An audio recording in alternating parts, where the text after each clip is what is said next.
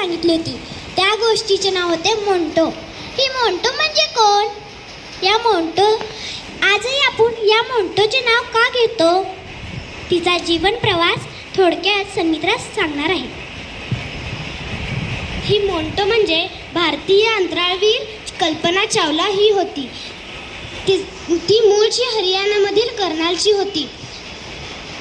मोंटोचे वडील बनारसी चावला यांची ही चौथी मुलगी. तिला खास असे नावच नव्हते.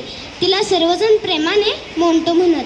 पण तिला शाळेत जेव्हा नाव घालायचे होते तेव्हा तेथील मुख्याध्यापकांनी तिला विचारले की तुझे नाव काय? स्वतःचे नाव स्वतः निवडणारी ही मुलगी म्हणजे कल्पना चावला. कल्पना चावला हे नाव ऐकताच आपल्याला आठवते ते कोलंबिया यान. मी तिचा जीवन प्रवास थोडक्यातच सांगते. अतिशय महत्त्वाकांक्षी असणाऱ्या या मुलीला लहानपणापासूनच विमानाचं आकर्षण होतं. हे तिच्या वडिलांनी जाणलं होतं. म्हणून त्यांनी तिला एरोनॉटिकल इंजिनियर बनवायचं ठरवलं. हे तेथील प्रोफेसरांना मान्य नव्हतं. मुलींसाठी हे क्षेत्र योग्य नाही असंच त्यांना वाटत होतं. सगळेजण तिला हेच सांगत होते की हे क्षेत्र निवडू नको.